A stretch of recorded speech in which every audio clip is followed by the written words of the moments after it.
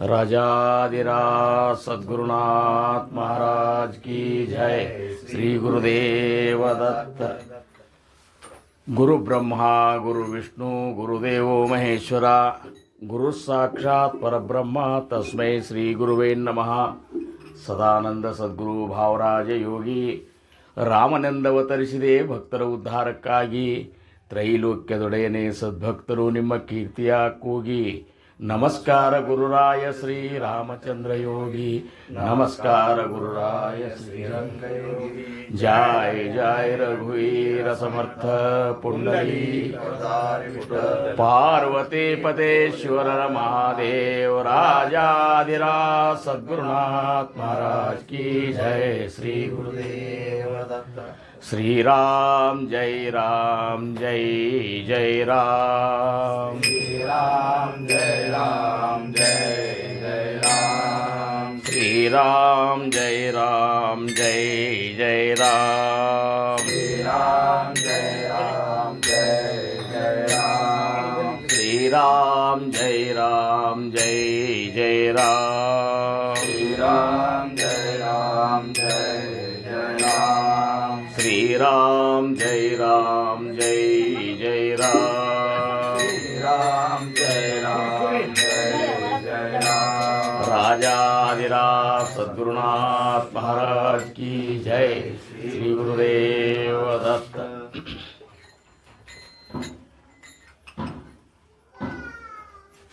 सद्गुरु सारिका असता पाठी राखा, इतरांच्या लेखा कोण करी. राजयाचिकांता काय भीक मागे, मनाची या जोगे सिद्धी पावे. कल्पतरू तळवटी जो कोणी बैसला, काय उणे त्याला सांगा जोजी.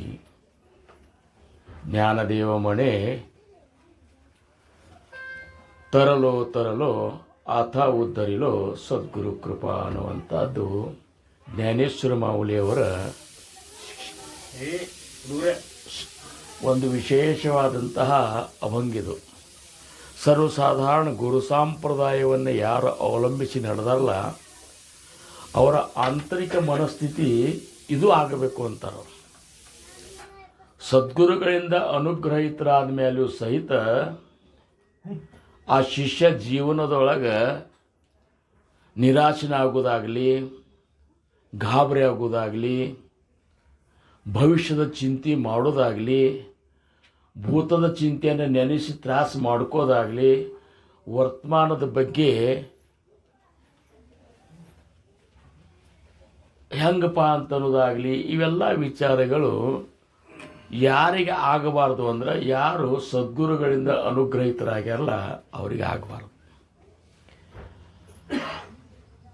ಹೆಂಗೆ ಒಬ್ಬ ಹೆಣ್ಮಗಳು ಲಗ್ನ ಆದ ಮೇಲೆ ಲಗ್ನ ಆಗೋ ತನಕ ಮಾತು ಬೇರೆ, ಲಗ್ನ ಆದಮೇಲೆ ಆ ಮಂತನ ನೋಡಿಕೊಂಡೇ ಲಗ್ನ ಆಗಿರ್ತಾಳೆ, ವರನ್ನು ನೋಡಿರ್ತಾಳೆ, ಮಂತನ ನೋಡಿರ್ತಾಳೆ, ಅವ್ರ ಹಿರಿಯರು ಎಲ್ಲರೂ ನೋಡಿರ್ತಾರೆ, ನೋಡಿ ಅದನ್ನು ಸಂಬಂಧ ಬೆಳೆಸಿರ್ತಾರೆ. ಲಗ್ನ ಆದ ಮೇಲೂ ಸಹಿತ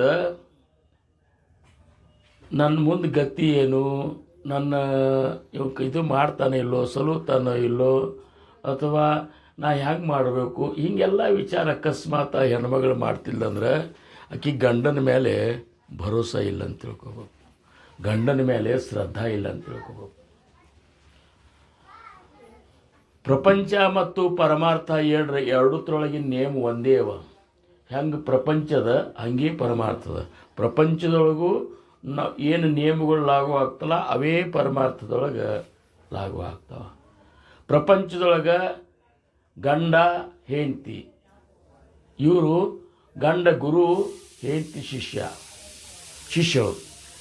ಪರಮಾರ್ಥದೊಳಗೆ ಸದ್ಗುರು ಮತ್ತು ಶಿಷ್ಯ ಇವು ಎರಡು ಥರ ಒಂದಿದೆ. ಹೆಂಗಿರ್ತಂದ್ರೆ ಸದ್ಗುರು ಹೆಂಗಿರ್ತಾನ, ಶಿಷ್ಯನ ಸರ್ವತೋಮುಖ ಕಾಳಜಿಯನ್ನು ವಹಿಸುವಂಥ ಒಂದು ಜವಾಬ್ದಾರಿ ತಗೊಂಡ ಮೇಲೆ ಅನುಗ್ರಹ ಮಾಡಿರ್ತಾನೆ. ಇದನ್ನು ಮೊದಲು ತಿಳ್ಕೋಬೇಕು.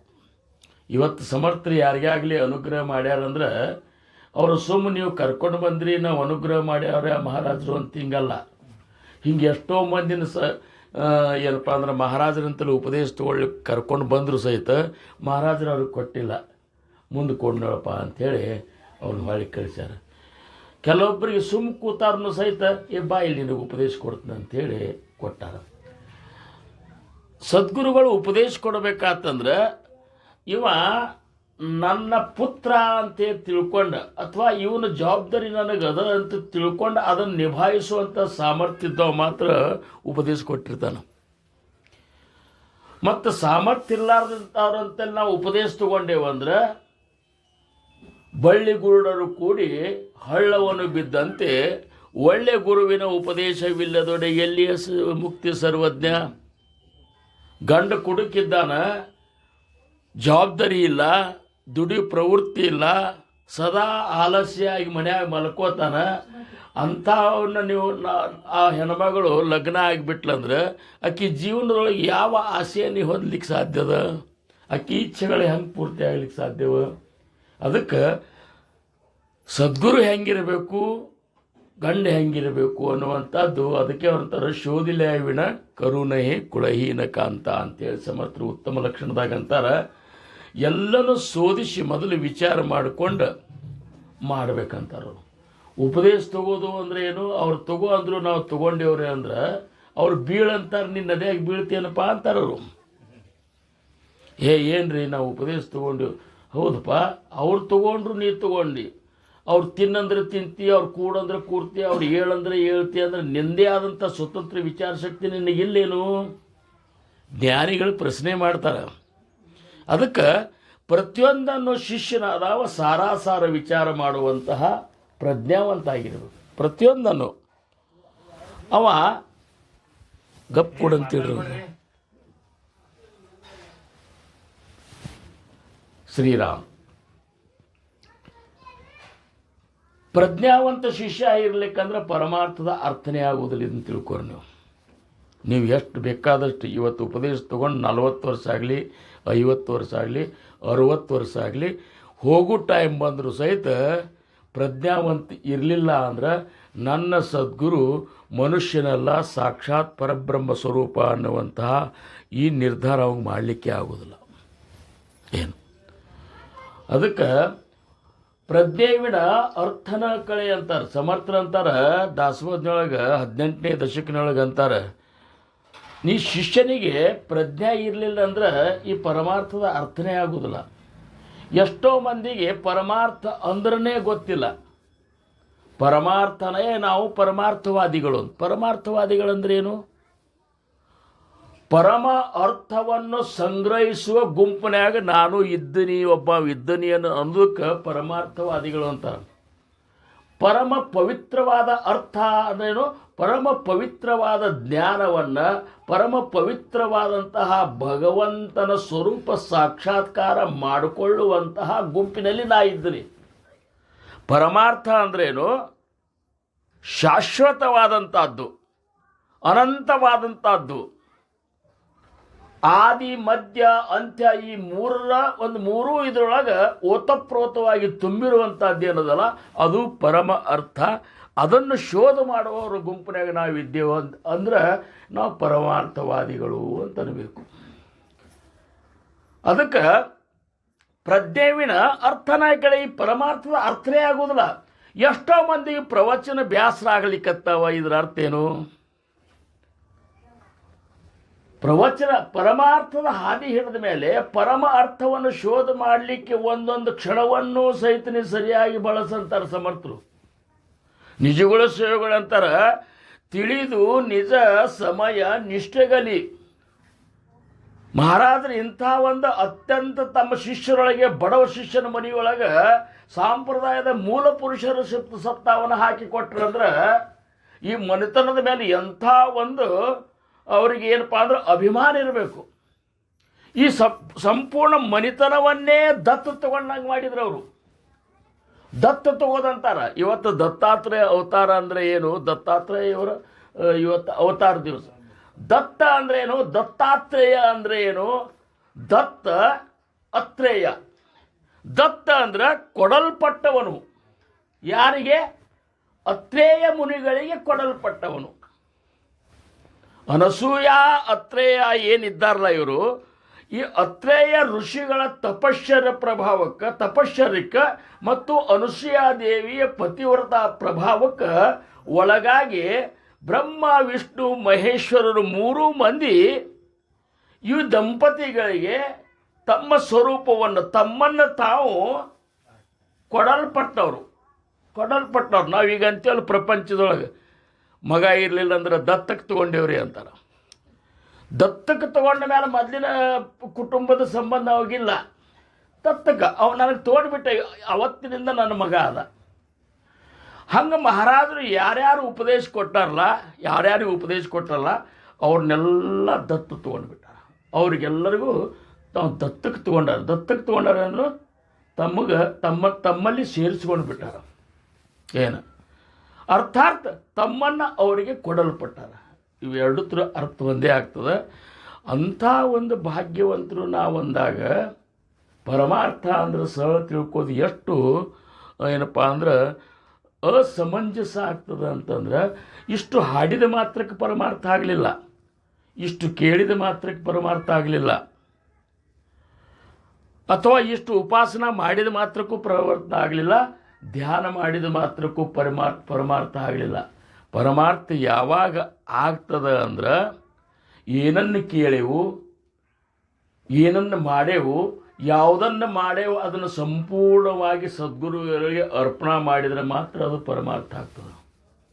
ಆಗಲೇ ಹೇಳಿದಲ್ಲ, ಜ್ಞಾನಯೋಗ, ಕರ್ಮಯೋಗ, ಭಕ್ತಿಯೋಗ, ಈ ಮೂರು ಯೋಗಗಳ ಬಗ್ಗೆ ಅವು ಏನು ಕಲ್ಪನಾ ಕೊಟ್ಟಲ್ಲ, ಮೂರೂ ಯೋಗಗಳು ಒಂದೇವ. ಇವು ಬೇರೆ ಬೇರೆ ಇಲ್ಲ. ಇವು ಭಗವಂತನ ಪ್ರಾಪ್ತಿಗೆ ಹೋಗುವತ್ನಾಗ ಒಂದು ಮುಂದಿದ್ರೆ ಎರಡು ಅದ್ರ ಹಿಂದಿರ್ತಾವೆ. ಈಗ ಒಬ್ಬ ಭಕ್ತಿ ಮಾರ್ಗ ಅವಲಂಬಿಸಿ ಹೊಂಟಿದ್ದ ಅಂತ ತಿಳ್ಕೊರಿ, ಅದ್ರ ಹಿಂದೆ ಕರ್ಮ ಮಾರ್ಗನೂ ಮಾಡ್ತಿರ್ತಾನವ, ಅದ್ರ ಹಿಂದೆ ಜ್ಞಾನ ಮಾರ್ಗನೂ ಇರ್ತಾವೆ. ಜ್ಞಾನ, ಕರ್ಮ, ಭಕ್ತಿ ಇವೊಂದು. ಒಬ್ಬ ಜ್ಞಾನ ಮಾರ್ಗನೇ ಏನಪ್ಪ ಅಂದ್ರೆ ಪ್ರಥಮವಾಗಿ ಇಟ್ಕೊಂಡಿರ್ತಾನೆ, ಅದ್ರ ಹಿಂದೆ ಮತ್ತೆ ಭಕ್ತಿ ಮಾರ್ಗ, ಕರ್ಮ ಮಾರ್ಗ. ಇನ್ನೊಬ್ಬ ಕರ್ಮ ಮಾರ್ಗನೇ ಮುಂದಿಟ್ಕೊಂಡಿರ್ತಾನೆ, ಅವನ ಹಿಂದೆ ಜ್ಞಾನ ಮಾರ್ಗ, ಕರ್ಮ ಮಾರ್ಗ ಬರ್ತದೆ. ಆದ್ರೆ ಹೋಗಿ ಮುಟ್ಟಬೇಕಾದ್ರೆ ಈ ಮೂರು ಬೇಕೇ ಬೇಕು. ಹೆಂಗೆ ಈ ಅಡ್ಡುಣಿಗೇನಂತಿದ್ರಲ್ಲ, ಹೌದಲ್ಲ, ಅಡ್ಡನಿಗೆ ಮೇಲೆ ತಾಟಿಟ್ಟುಕೊಂಡು ಊಟ ಮಾಡಬೇಕಾದ್ರೆ ಅಡ್ಡುಣಿಗೆ ಮೂರು ಕಾಲು ಬೇಕೇ ಅದಕ್ಕೆ. ಎರಡು ಕಾಲಿನ ಅಡ್ಡುಣಿಗೆ ಮಾಡ್ಕೊಂಡು ತಾಟಿಟ್ಟೇವು ಅಂದ್ರೆ ಉಳ್ಳಿ ಬೀಳ್ತದೆ, ಊಟ ಮಾಡ್ಲಿಕ್ಕೆ ಆಗೋದಿಲ್ಲ. ಹಂಗೆ ಈ ಪರಮಾರ್ಥದ ಅಮೃತದ ಒಂದು ಆಹಾರ, ಅಮೃತವನ್ನು ಅನುಭವಿಸಬೇಕಾಗಿತ್ತು ಅಂದ್ರೆ ಆ ತಾಟ ನಮಗೆ ಸರಿಯಾಗಿ ನಿಂದಿರಬೇಕಾಗಿತ್ತು ಅಂದ್ರೆ ಜ್ಞಾನ, ಭಕ್ತಿ ಮತ್ತು ಕರ್ಮ, ಈ ಮೂರರ ಒಂದು ಸಂಯೋಗ ಬೇಕೇ ಬೇಕು. ಹಂಗಾರೆ ಈ ಮೂರರೊಳಗೆ ಸರಳ ಯಾವುದದ ಅಂತೇಳಿ ನಾವು ವಿಚಾರ ಮಾಡಿದ್ರೆ, ಸರ್ವಸಾಮಾನ್ಯರಿಗೆ ಸರಳವಾದದ್ದು ಸಾಧಿಸುವಂಥದ್ದು ಯಾವುದರ ಇದ್ರೆ ಅದು ಭಕ್ತಿ ಮಾರ್ಗ. ಭಕ್ತಿ ಮಾರ್ಗದ ಒಂದು ಲಕ್ಷಣ ಅಥವಾ ಒಂದು ಭಕ್ತಿ ಮಾರ್ಗದ ಒಂದು ಇದು ಏನದ ಅಂದ್ರೆ ಸರ್ವಾರ್ಪಣ ಅದ. ಇಷ್ಟೇ, ಅರ್ಪಣೆ ಮಾಡಿಬಿಡೋದು. ಇಲ್ಲೇನೂ ಇಲ್ಲ. ಇಲ್ಲೇ ನೀ ತಿಳ್ಕೋಬೇಕು ಅಂತಿಲ್ಲ, ತಿಳ್ಕೋಬಾರ್ದು ಅಂತಿಲ್ಲ. ಪರಮಾರ್ಥವನ್ನು ನೀ ಜ್ಞಾನವನ್ನು ತಿಳ್ಕೋಬೇಕು ಅಂತೂ ಇಲ್ಲ, ತಿಳ್ಕೋಬಾರ್ದು ಅಂತಿಲ್ಲ. ಚಲೋದನ್ನು ಮಾಡಬೇಕು ಅನ್ನುವಂಥದ್ದಿಲ್ಲ, ಕೆಟ್ಟ ಮಾಡಬಾರ್ದು ಅನ್ನುವಂಥದ್ದೂ ಭಕ್ತಿ ಮಾರ್ಗದಾಗ ಬರುವುದಿಲ್ಲ. ಲಕ್ಷ ಕೊಟ್ಟು ಕೇಳ್ರಿ ನೀವು, ಸ್ವಲ್ಪ ಮಂದಿದ್ದರೂ ಸಹಿತ ಇವತ್ತಿನ ಒಂದು ವಿಚಾರವನ್ನು ನಾವು ಹೆಂಗೆ ತಿಳ್ಕೊಬೇಕಂದ್ರೆ ಇವನ್ನೆಲ್ಲ ತಿಳ್ಕೊಳ್ಳಾರ್ದ ಇವತ್ತು ನೀವು ಅಕಸ್ಮಾತ್ ತಿಳ್ಕೊಳ್ಳಿಲ್ಲ ಅಂತ ತಿಳ್ಕೊ, ಮುಂದೆ ಆದರೂ ಸಹಿತ ಇಷ್ಟು ತಿಳ್ಕೊಳ್ಳಾರ್ದ ಮುಂದುವರಲಿಕ್ಕೆ ಆಗೋದಿಲ್ಲ. ಇವತ್ತು ಬಿಡ್ರಿ, ಇವತ್ತು ಏನಪ್ಪ ನಾವು ಯಾಕೆ ತಿಳ್ಕೊಳು ಅಂತೇಳಿ ಬಿಟ್ರಿ ಅಂತ ತಿಳ್ಕೊರಿ ನೀವು. ಬಿಟ್ಟರು ಸಹಿತ ಮುಂದೊಮ್ಮೆ ಇದನ್ನು ತಿಳ್ಕೊಂಡಾಗೆ ನೀವು ಪರಮಾರ್ಥವಾಗಿ ಮುಂದೆ ಹೋಗ್ಲಿಕ್ಕೆ ಆಗ್ತದೆ ಹೊರತಾಗಿ ಪರಮಾರ್ಥದೊಳಗೆ ಮುಂದಿನ ಹೆಜ್ಜೆ ಇಡಬೇಕಾದ್ರೆ ಇವನ್ನೆಲ್ಲ ತಿಳ್ಕೋಬೇಕು. ಇವತ್ತು ನೀವಂತದ ಸಮರ್ಥರು ನಮಗಾಗೆ ಏನಪ್ಪ ಅಂದರೆ ಇಂಥ ಒಂದು ಸುಸಮಯವನ್ನು ನಮಗೆ ಒದಗಿಸಿಕೊಟ್ಟಾರ. ಅದಕ್ಕೆ ಭಕ್ತಿ ಮಾರ್ಗದೊಳಗೆ ಅರ್ಪಣ ಅದ. ಜ್ಞಾನೇಶ್ವರ ಮಾವಲಿಯವ್ರು ಹೇಳ್ತಾರೆ, ಕಾಕಾರ नाही पुण्याची मोजणी नाही ಪಾಪಾಚಿ ಟೋಚಣಿ. ಅಂದ್ರೆ ಏನು ಅವ್ರಂತಾರೆ, ನೀ ಅರ್ಪಣೆ ಮಾಡ್ಕೊಂಡಿಲ್ಲೋ, ನೀ ಮಾಡು ಪುಣ್ಯದ ಲೆಕ್ಕನೂ ಇಡ್ಲಿಕ್ಕೆ ಹೋಗಬೇಡ. ಅರ್ಪಣೆ ಮಾಡ್ಕೊಂಡ ಮೇಲೆ ನಿಂದೆ ಅನ್ನೋದು ಉಳಿತೇನು? ನೀ ಅರ್ಪಣೆ ಮಾಡ್ಕೊಂಡು ಬಿಟ್ಟು ನೀ ಕೊಡಲ್ಪಟ್ಟು ಬಿಟ್ಟಿ ಅಂತ ತಿಳ್ಕೊ ನೀನು. ಆವಾಗ ನಿಂದೇನು ಗುಲಾಮ ಆಗಿಬಿಟ್ಟಿ ನೀನು. ಗುಲಾಮ ಯಾರು ಅವನು ಕೊಂಡ್ಕೊಂಡಿರ್ತಾರಲ್ಲ, ಹಿಂದೆ ಹರಿಶ್ಚಂದ್ರ ಕಾಲದೊಳಗೆ ಗುಲಾಮಗಿರಿ ಇತ್ತು ಅವಾಗ, ಹೌದಲ್ಲ? ಆವಾಗ ತಾರಾಮತಿನ ಮತ್ತು ಚಂದ್ರಹಾಸನ ಇಬ್ಬರು ಹೆಂಡತಿ ಮತ್ತು ಮಕ್ಕಳನ್ನು ಮಾರಿಬಿಟ್ಟ ಮೇಲಕ್ಕೆ ಅಲ್ಲಿ ಯಾರು ತೊಗೊಂಡು ಹೋಗ್ಯಾರಲ್ಲ ಅವ್ರ ಮನೆಯೊಳಗೆ ನಾನು ಚಕ್ರವರ್ತಿ ಹೆಂಡತಿ ಇಂಥವೆಲ್ಲ ಕೆಲಸನ ಮಾಡೋದು ಅಂತ ಅಲ್ಲಿಗೆ ಬರೋದಿಲ್ಲ. ಕೊಡಲ್ಪಟ್ಟಿನಿ. ಅವ್ರು ಏನು ಹೇಳ್ತಾರ ಅದನ್ನ ಮಾಡೋದೆ. ಹೋಗಲಿ, ಹರಿಶ್ಚಂದ್ರನು ಮಾರಾಟಕ್ಕೆ ಹೋಗಿಬಿಟ್ಟಿದ್ರು ಮೊದಲಿಗೆ. ಆ ಹರಿಶ್ಚಂದ್ರನ ಯಾರು ಕೊಂಡ್ಕೊಂಡಿದ್ರಲ್ಲ ಅವ್ರು ಯಾವ್ದಕ್ಕೆ ಹಚ್ಚಬೇಕು ವಿಚಾರ ಮಾಡ್ರಿ ನೀವು. ಅಂದ್ರೆ ಭಗವಂತ ಪರೀಕ್ಷೆ ಮಾಡಬೇಕಾದ್ರೆ ಒಂದು ಲಿಮಿಟ್ ಅದ. ಲಿಮಿಟ್ ಮೀರಿ ಯಾರಾದ್ರೂ ಪರೀಕ್ಷೆ ಮಾಡಿದ್ರೆ ಅದು ಹರಿಶ್ಚಂದ್ರನ. ಒಂದೇ ಒಂದು ಕಾರಣಕ್ಕೆ. ಮತ್ತು ಇದು ಎದಕ್ಕೆ ಪರೀಕ್ಷೆ ಅಂದ್ರೆ, ದೇವಲೋಕದೊಳಗೊಂದು ಮೀಟಿಂಗ್ ನಡೆದಿತ್ತು. ಮೀಟಿಂಗ್ ನಡೆದಾಗ ಹರಿಶ್ಚಂದ್ರನ ಸತ್ಯದ ಬಗ್ಗೆ ನಾರದರು ಅಲ್ಲಿ ಪ್ರಸ್ತಾಪ ಮಾಡಿದರು. ನಾರದರು ಪ್ರಸ್ತಾಪ ಮಾಡಿದ ಕೂಡಲೇ ಅವನಂಥ ಸತ್ಯವಂತರು ಮೂರು ಲೋಕದಾಗೂ ಇಲ್ಲ ಅಂತ ಹೇಳಿದರು. ಅಂದ ಕೂಡಲೇ ಹಂಗಾರೆ ಅವ್ನು ಯಾರ ಶಿಷ್ಯ ಅಂದ್ರೆ ಅವರು ವಶಿಷ್ಠ ಋಷಿಗಳ ಶಿಷ್ಯ ಇದ್ದವರು. ವಶಿಷ್ಠ ಋಷಿಗಳ ಶಿಷ್ಯರು. ವಶಿಷ್ಠರಿಗೆ ಮತ್ತು ವಿಶ್ವಾಮಿತ್ರರಿಗೆ ಯಾವಾಗಲೂ ಸ್ವಲ್ಪ ಇದನ್ನೇ ಅವರಂದರು, ನಿಮ್ಮ ಶಿಷ್ಯ ಹಿಂಗಿದ್ದಾನಂದ್ರೆ ಅವನು ಸತ್ಯದ ಒಂದು ಪರೀಕ್ಷೆನ ಮಾಡೇ ಬಿಡುತ್ತೆ ನಾವು, ಅವನ್ನ ಸುಳ್ಳು ಮಾಡೇ ಬಿಡ್ತಾನೆ ಅವನು, ಅದರಿಂದ ಇದು ಮಾಡೇ ಬಿಡ್ತಾನೆ ಅಂತೇಳಿ ವಿಶ್ವಾಮಿತ್ರ ಇಷ್ಟೆಲ್ಲನೂ ಅವ್ರಿಗೆ ತ್ರಾಸು ಕೊಟ್ಟ. ವಶಿಷ್ಠ ಋಷಿಗಳು ಅಂದರು, ಏನು ಯಾಕೆ ಇದು ಮಾಡ್ತೀಪ್ಪ ಅಂದರು ಸಹಿತ ಕೇಳಲಿಲ್ಲ. ಪರೀಕ್ಷೆ ಮಾಡಿದ್ರು. ಎಷ್ಟು ಪರೀಕ್ಷೆ? ಸ್ಮಶಾನ ಕಾಯಿಲಿಕ್ಕೆ ಸಹಿತ ಆ ಚಕ್ರವರ್ತಿ ಹೋಗಬೇಕಾಯ್ತು. ಸ್ಮಶಾನ ಕಾಯುವತ್ತ ಮತ್ತೆ ಅಂಥ ಪರಿಸ್ಥಿತಿ ತಂದು ಹೊಡಿದಂದ್ರೆ, ಚಂದ್ರಹಾಸ ಅನ್ನುವಂಥ ಹುಡುಗ ಎಲೆ ತರ್ಲಿಕ್ಕೆ ಹೂ ತರ್ಲಿಕ್ಕೆ ಹೋದಾಗ ಹಾವು ಕಡ್ದ, ಅವನು ಸತ್ತ. ಆ ಸತ್ತ ಹೆಣ ದಹನ ಮಾಡ್ಲಿಕ್ಕೆ ಹೋಗ್ಬೇಕಂದ್ರೆ ಈ ಏನು ಸ್ಮಶಾನದ ಮಾಲಕ್ಕೇನಿದ್ಲ, ಇಷ್ಟು ಅಕ್ಕಿ ಕೊಟ್ರನ್ನ ಮಾತ್ರ ದಹನ ಮಾಡಂತ ಹೇಳಿದ್ರು. ಅಷ್ಟು ಕೊಡಲಿಕ್ಕೂ ತಾರಾಮತಿ ಅಂತಲ್ಲಿ ಇದ್ದಿದ್ದಿಲ್ಲ. ಯಾರು ಒಯ್ಯವರು ದಿಕ್ಕಿಲ್ಲ. ಆ ಹುಡುಗನ್ನ ಒಂದು ಗಾಡಿಯಾಗಿ ಇಟ್ಕೊಂಡು ಎಳ್ಕೊಂಡು ಹೋಗ್ತಾಳೆ. ಹೋದ ಮೇಲೆ ನಾನೇ ಏನಪ್ಪ ಅಂದ್ರೆ ದಹನ ಮಾಡ್ಬೇಕಂತ ಸ್ಮಶಾನದಾಗ ದಹನ ಮಾಡ್ಲಿಕ್ಕೆ ಹೋದ್ರೆ ನಿಂದ್ರಂದವ. ಯಾರು? ಸತ್ಯ ಹರಿಶ್ಚಂದ್ರ. ಅಂತಂದವ, ಇಲ್ಲಿ ದಹನ ಮಾಡಬೇಕಾದ್ರೆ ಇಷ್ಟು ಏನು ಕೊಡ್ತಾರೆ ಅದಕ್ಕೆ ಟ್ಯಾಕ್ಸ್ ಕೊಡಬೇಕದ್ನ. ಜಕಾತ ಇಷ್ಟದ, ಅದು ಇದು ಮಾಡಬೇಕು ಗೊತ್ತದನ. ಮತ್ತು ಅವಾಗೇನ ಹೆಣ್ಮಗಳು ಗೊತ್ತಿದ್ದಾಳ, ಮಗನೂ ಗೊತ್ತಿದ್ದಾನ. ಹೆಂಡ್ತಿ ಸ್ವತಃ ಮಗ ಸತ್ತಾನ, ಅಳುವಂಗಿಲ್ಲ. ಹೆಂಡ್ತಿದ್ದ ಸುಳ್ಳಿಕ್ಕೆ ಬಂದಾಗ ಇದು ಮಾಡಿ ಅವನು ದಹನ ಮಾಡ್ಬೇಕನ್ನುವಂಥದ್ದು ಸ್ವತಂತ್ರ ಕಳ್ಕೊಂಡ ಆವಾಗ ದಹನ ಮಾಡಿಸ್ಕೊಡ್ಲಿಲ್ಲ ಅಂದ ಕೂಡಲೇ ಇಂಥ ಒಂದು ಸ್ಥಿತಿ ಬಂತಲ್ಲ. ಪರೀಕ್ಷೆ ಅಂದರೆ ಇಷ್ಟು. ಆದ್ರೆ ಗುಲಾಮತ್ವ ಅನ್ನುವಂಥದ್ದು ಹಿಂಗದ. ಗುಲಾಮತ್ವ ಅನ್ನೋದ್ರೊಳಗೆ ಶ್ರವಣ ನಮ್ಮದೇನೂ ಅಧಿಕಾರ ಇರೋದಿಲ್ಲ. ನಾವೇನು ಅಕಸ್ಮಾತ್ ಏನು ನಾವು ಕಲ್ಪನಾ ಮಾಡ್ಕೊಂಡಿಲ್ಲ, ನಾವು ಮಾಡ್ಲಿಕ್ಕತ್ತೇವೆ, ಅದನ್ನು ಮಾಡ್ಲಿಕ್ಕತ್ತೇವೆ, ಇದನ್ನು ಮಾಡ್ಲಿಕ್ಕತ್ತೇವೆ ಅಂತೇಳಿ ಇವೇನು ನೀವು ಮಾಡೋರು ಯಾರೋ ಅಲ್ಲೇ ಅಲ್ಲ, ಮಾಡಲಿಕ್ಕೆ ಆಗೋದಿಲ್ಲ. ಅದನ್ನು ಮಾಡ್ತೇವಂತ ಅನ್ನುವುದು ಸಹಿತ ಶಿಷ್ಯತ್ವಕ್ಕೆ ಧಕ್ಕೆ ಬರ್ತದೆ. ಇಷ್ಟು ಒಂದು ಗುಲಾಮ್ತನ ಅನ್ನುವಂಥದ್ದು ಶಿಷ್ಯನಿಗೆ ಬೇಕಂತಾರೆ. ಒಮ್ಮೆ ಸದ್ಗುರುಗಳಿಗೆ ಅರ್ಪಣೆ ಮಾಡಿಕೊಂಡ ಮೇಲೆ ನಾವು ಮಾಡುವಂಥದ್ದು ಏನೂ ಇರುವುದಿಲ್ಲ. ನಾವು ಪಾಪ ಮಾಡಿದರೂ ಸಹಿತ ನೀವು ಅನ್ರಿ, ಸ್ವತಃ ಸದ್ಗುರುಗಳ ಜೋಡಿ ನೀವು ಅನ್ರಿ ಪಾಪ ಆತು ಅಂತ, ನನಗೇನು ಗೊತ್ತದ ಅಂತಾರೆ ಅವ್ರು. ನನಗೆ ನಾ ಏನು ಮಾಡಲಿ ಅಂದ ಮಾಡಿಸ್ಕೊಂಡು ಅವನು ನನ್ನ ಇಡೀ ಇಂದ್ರಿಯಗಳ ಮೊದಲು ಮಾಡಿಕೊಂಡು ಮನಸ್ಸು ಮಾಡಿಕೊಂಡು ಚಿತ್ತ ಬುದ್ಧಿ ಎಲ್ಲನೂ ಏನದಲ್ಲ ನಿನಗೆ ಅರ್ಪಣೆ ಮಾಡಿದ್ದದ. ನನ್ನ ಮನಸ್ಸಿನಾಗ ಕೆಟ್ಟ ಮಾಡುವಂಥದ್ದು ಹಾಕಿದವ್ರು ಯಾರು? ನನಗೆ ಅದು ಏನೂ ಕಲ್ಪನಾ, ನನಗೇನೂ ಅದು ಸಂಬಂಧ ಇಲ್ಲ ಅಂತಾರೋ, ಅದರದ್ದೆಲ್ಲ ನಿನಗೆ ಸಂಬಂಧ. ಇಷ್ಟು ನಾ ಈ ಪುಣ್ಯಾಚಿ ಮೋಜಣಿ ಏನೋ ಒಂದಿಷ್ಟು ರೊಕ್ಕ ಕೊಟ್ಟು ಮಠಕ್ಕೆ ಅದಕ್ಕೆ ಇದಕ್ಕೆ ಏನೋ ಪುಣ್ಯದ ಕೆಲಸ ಮಾಡಿದೆ ಅಂದ್ರೆ ನಾ ಮಾಡಿದ್ನಿ ಅಂತ ತಿಳ್ಕೊಂಡೆ ಅಂದ್ರೆ ನೀ ಮಾಡಾಮ ಯಾರು? ಈಗ ಅಕಸ್ಮಾತ್ ಮಹಾರಾಜರಿಗೆ ಅಷ್ಟು ರೊಕ್ಕ ಕೊಟ್ಟೆವು ಅಂತ ತಿಳ್ಕೊ, ಮಠಕ್ಕೆ ಕೊಟ್ಟೆವು ಅಂತ ತಿಳ್ಕೊರ. ಮಠಕ್ಕೆ ನಾವು ಕೊಟ್ಟೆವು ಅಂದರೆ ಎಲ್ಲಿದು ಕೊಟ್ಟೆವು ರೀ? ಇವ್ರ ಪೊಲೀಸರ ಎಲ್ಲಿದು ಕೊಟ್ಟೆವು? ಅವ್ರು ಕೊಟ್ಟದ್ದೇ ಕೊಟ್ಟೆವು. ಕೊಟ್ಟು ಮತ್ತು ಅವ್ರದ್ದು ಕೊಟ್ಟದೆ ನೀ ಕೊಡ್ಲಿಕ್ಕೆ ನಿಂದೇನು ಅಹಂಕಾರ ಹೇಳಿ ನೋಡು, ಹೌದಲ್ಲ?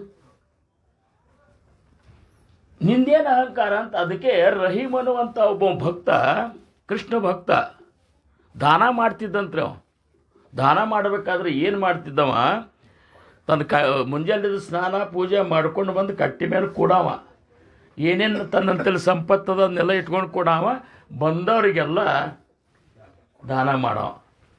ದಾನ ಮಾಡೋ ಹೊತ್ನ್ಯಾಗ ಏನು ಮಾಡ್ತಿದ್ದು ಗೊತ್ತನ್ನು ಶ್ರವಣವ, ಏನು ಹಿಂಗೆ ಬೇಡ್ಲಿಕ್ಕೆ ಬರ್ತಲ್ಲ, ಕೊಡೋ ಹೊತ್ನ್ಯಾಗ ಹಿಂಗೆ ತಲೆ ಹಿಂಗೆ ತಳಗೆ ಮಾಡವ. ಹಿಂಗೆ ಮಂದೇನವರು ಎಲ್ಲರೂ ಶಟದ್ನಿ ಅಂತ ಫೋಟೋ ಹೊಡೆಸ್ಕೊಂಡು ಕೊಡ್ತಿರ್ತಾರೆ. ಏನು ಇವು ಕೊಡಬೇಕಾದ್ರೆ ತಲೆ ಯಾಕೆ ಹಿಂಗೆ ನಾಚ್ಕೊಂಡು ಹಂಗೆ ಯಾಕೆ ಮಾಡ್ತಾನೆ ಅಂಥೇಳಿ ಅಲ್ಲಿ ಮಂದಿಗೆ ಎಲ್ಲರಿಗೂ ಒಂದು ದೊಡ್ಡ ಪ್ರಶ್ನೆ ಆಯ್ತು. ಇವತ್ತು ನಾವು ಒಂದು ಯಾವುದ್ರ ಒಂದು ಟ್ಯೂಬ್ಲೈಟ್ ಒಂದು ಮಟ್ಟಕ್ಕೆ ಕೊಟ್ಟೇವಂದ್ರೆ ಅದ್ರ ಮೇಲೆ ನಮ್ಮ ಹೆಸರು ಹಾಕಿ ಅದು ಹಾಂ, ಒಂದು ದೊಡ್ಡ ಕನ್ನಡಿ ಕೊಟ್ಟೇವಂದ್ರೆ ಅದ್ರ ಮೇಲೆ ನೋಡಲಿಕ್ಕೆ ಆಗಿರಬಾರ್ದು ಅದನ್ನು. ಏನು ಮತ್ತು ಫೋಟೋ ಹೊಡೋ ಹೊತ್ನಾಗ ಅಂತೂ ಒಂದು ಕೊಟ್ಟು ಬಿಟ್ಟಿರ್ತೀವಿ, ಈಗ ಕೊಟ್ಟು ಬಿಟ್ಟಿರ್ತೀವಿ ಅಂತ ತಿಳ್ಕೊಂಡು ಫೋಟೋ ಹೊಡೆದಿರೋದಿಲ್ಲ. ಆವಾಗ ನಾವೇ ಮಾಡ್ತೀವಿ, ಮತ್ತೆ ಒಂದು ಇಸ್ಕೋತೀವಿ ಅದನ್ನ. ಇದು ನಮ್ಮ ಇದು ಆ ರಹೀಮ್ ಅನ್ನುವಂಥ ಕೃಷ್ಣ ಭಕ್ತಿ ಏನು ಮಾಡ್ತಿದ್ದ, ಕೊಡ್ತಿದ್ದ, ನಾಚ್ಕೋತಿದ್ದ. ಇದು ಆ ಮಂದಿಗೆ ಒಂದು ನಮ್ಮನೆ ಮಜುಗರ ಆಗ್ಲಿಕ್ಕತ್ತು. ಅವ್ರಂದ್ರು ಐಸಿ ದೇನಿ ದೇನಜು ಕಿತ್ತು ಸಿಕ್ಕೋ ಸೈ ಜೂಜು ಕಿರು ಕರು ಉಂಚೋ ಕರು ತೋ ನೀಚೆ ನೈನ್. ಅಬ್ಬೋ ಇದ್ರ ಭಾಷೆ ಅದಾವಾಗ ಆ ಕಡೆ. ಹಾಂ, ಈ ಐಸಿದೇನಿ ದೇನಜು ಕಿತ್ತು ಸಿಕ್ಕೇ ಓ ಸೈ, ಎಲ್ಲಿ ಕಲ್ತಿಪ್ಪ ಇದನ್ನ ಇಂಥ ಕೊಡು ಪದ್ಧತಿ ಅಂತೇಳಿ ಇದು ಜೂಜು ಕರು ಉಂಚು. ಇದು ಅಂದ್ರೆ ಮಂದಿಗೆ ವಿಚಿತ್ರ ಆದ್ಕೊಳ್ಳಿ. ಅವ್ರು ತುಳಸಿದಾಸರು ಅಂತೇಳಿ ಹೋದ್ರು. ಅವಾಗ ತುಳಸಿದಾಸರು ಇದ್ರು. ಅವಾಗ ತುಳಸಿದಾಸರು ಅದೇ ಟೈಮ್ದಾಗ ತುಳಸಿದಾಸರು ಅಂತೇಳಿ ಹೋದರು. ನಮ್ಮಲ್ಲಿ ಒಬ್ಬ ರಹೀಮನ್ ಅನ್ನುವ ಬಂತ ಕೃಷ್ಣ ಭಕ್ತ ದಾನ ಮಾಡ್ತಾನೆ, ಮಾಡೋ ಹೊತ್ನ್ಯಾಗ ನಾಚ್ಕೋತಾನಲ್ರಿ ಯಾಕೆ ಅಂತ ಕೇಳಿ ತುಳಸಿದಾಸರು ಜ್ಞಾನ ದೃಷ್ಟಿಯಿಂದ ನೋಡಿದರು.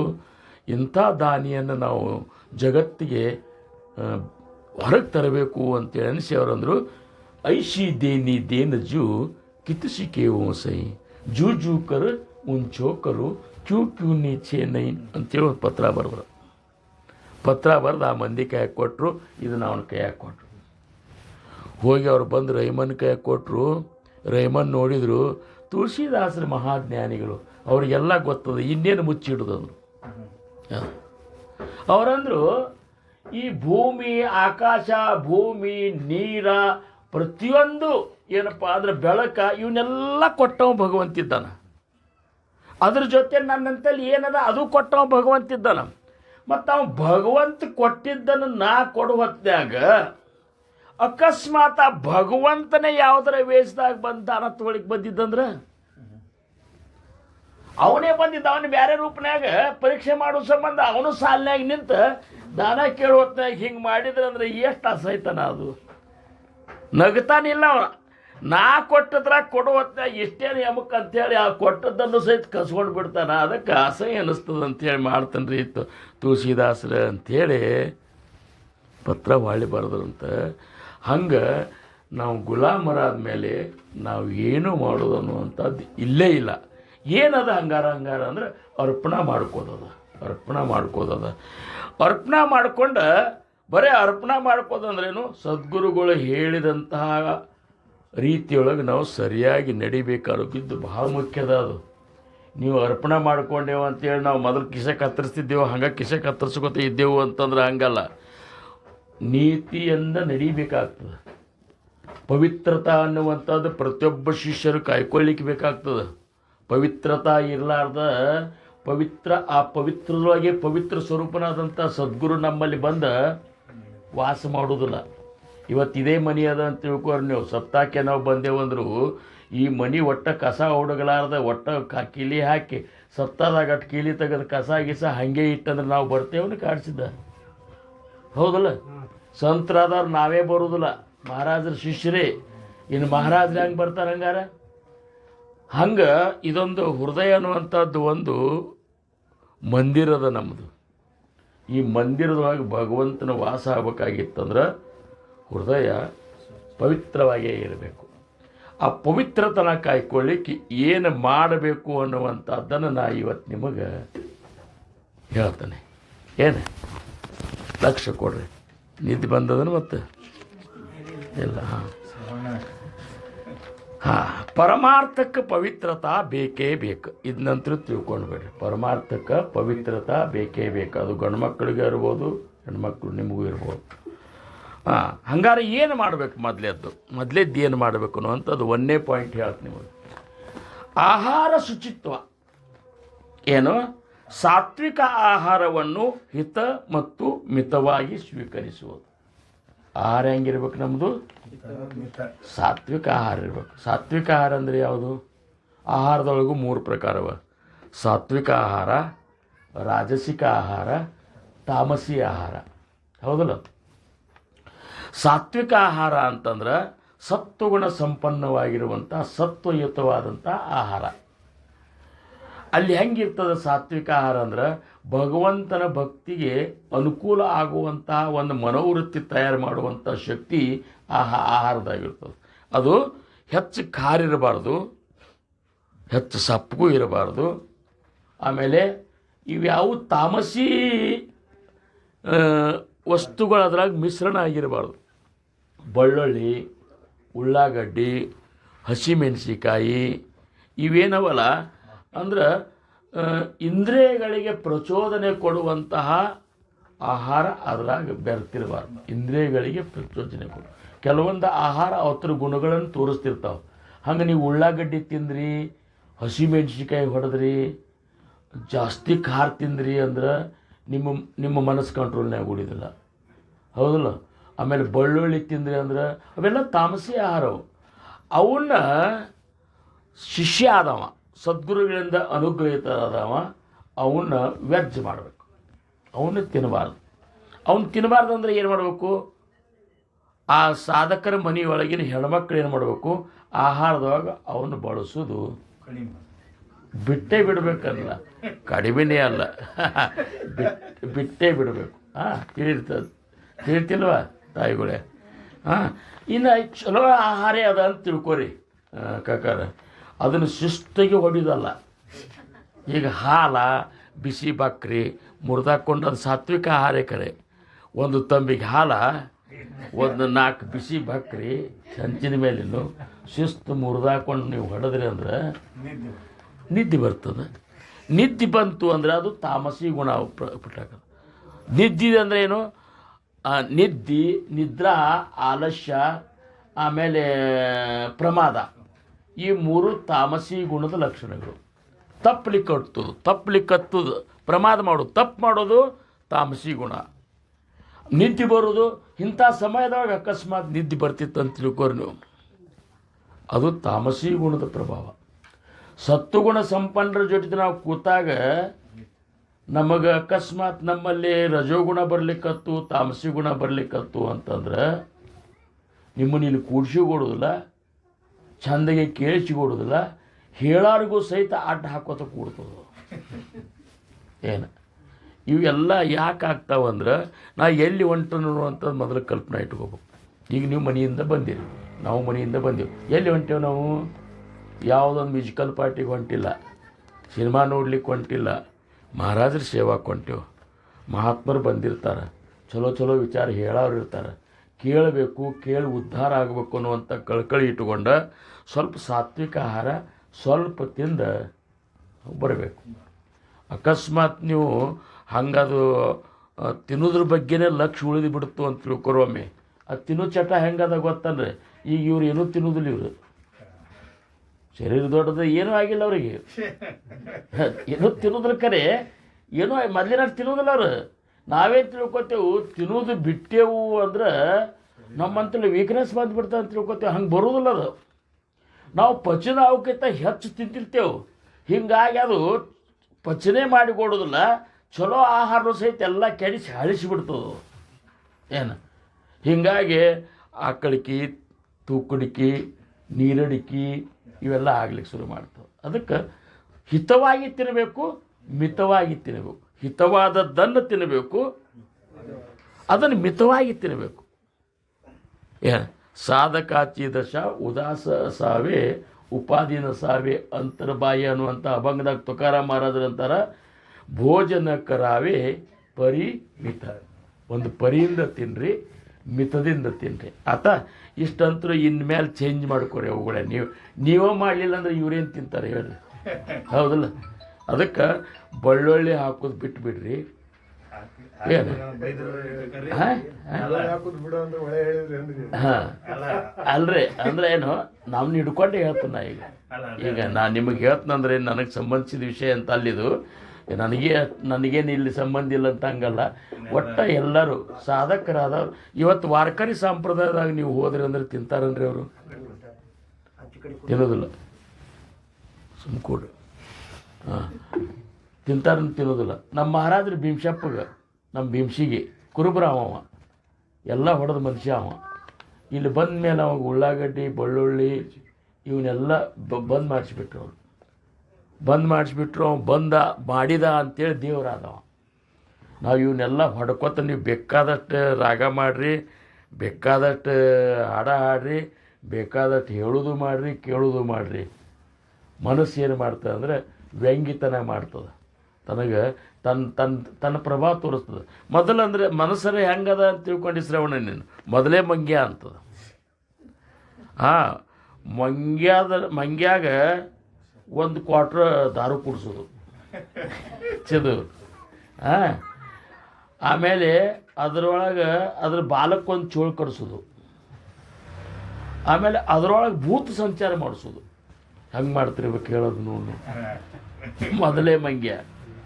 ಏನು ಹಂಗೆ ಮನಸ್ಸು ನಾವು ಆಹಾರದೊಳಗೆ ಪರಕ್ ಮಾಡಿದೆವು ಅಂದ್ರೆ ಎಲ್ಲಿ ಕೂತೇವನು ಅಂತ ಖಬರ್ ಸಹಿತ ಹಾರ್ತದೆ. ನಾವು ಎಲ್ಲಿ ಕೂತೇವನು ಅಂತ ಖಬರ್ ಸಹಿತ ಹಾರಿ ಇಂಥ ಸಭಾದಾಗೂ ಸಹಿತ ಕಾಲು ಚಾಚ್ಕೊಂಡು ಕೂಡೋದು, ಕೆಟ್ಟ ಮೋತಿ ಮಾಡ್ಕೊಂಡು ಕೂಡೋದು, ಆಕಳಿಗೋಸ ಕೂಡೋದು, ತೂಕುಡ್ಸ್ಕೊತ ಕೂಡೋದು, ಮಂದಿಗೆ ಡಿಕ್ಕಿ ಹೊಡ್ಕೊತ ಕೂಡೋದು, ಆ ಕೇಳೋರ್ನು ಕೇಳಿಸ್ಲಾದ ಶ್ರೋತ ಅವಲಕ್ಷಣ ನಿರೂಪಣ ಅಂತ ಮಾಡ್ಯಾರ ಒಂದು ಸಮರ್ಥರು. ಸ್ತೋತ್ರಗಳಿಗೆ ಅವಲಕ್ಷಣ ಉಳ್ಳಂಥ ಸ್ತೋತ್ರಗಳ ಲಕ್ಷಣ ಏನವಲ್ಲ ಅವನವ್ರು ಹೇಳ್ಯಾರ. ಹಂಗೆ ಅವಲಕ್ಷಣ ಮಾಡುವಂಥ ಸ್ತೋತ್ರಗಳಿಗೆ ನಾವು ಬರ್ತೀವಿ, ಉದ್ಧಾರ ಅಂತೂ ಆಗೋದಿಲ್ಲ. ಒಂದನೇದ್ದು. ಇನ್ನು ಎರಡನೇದ್ದು ವಿಹಾರ ಶುಚಿತ್ವ ಅಂತ. ಒಂದನೇದ್ದೇನು ನೆನಪಿಟ್ಟುಗೋರೆ, ನಾ ಯಾವಾಗ ಕೇಳ್ತನೋ ಗೊತ್ತಿಲ್ಲ. ವಿಹಾರ ಶುಚಿತ್ವ ಅಂದ್ರೇನು? ಒಳ್ಳೆಯವ್ರ ಜೋಡಿ ಅಡ್ಡಾಡೋದು ಕಲೀರಂತಾರು. ನೀವು ಒಳ್ಳೆಯವ್ರ ಜೋಡಿ ಅಡ್ಡಾಡಬೇಡಲ್ಲ, ಒಳ್ಳೆಯವ್ರ ಜೋಡಿ ಅಡ್ಡಾಡ್ರಿ. ಒಳ್ಳೆಯವ್ರ ಜೋಡಿ ಅಡ್ಡಾಡಿದ್ರೆ ಅಂದರೆ ಒಳ್ಳೆಯ ಒಂದಾದರೂ ಮಾತು ನಿಮಗೆ ಸಿಗ್ತದೆ, ಹೌದಲ್ಲ?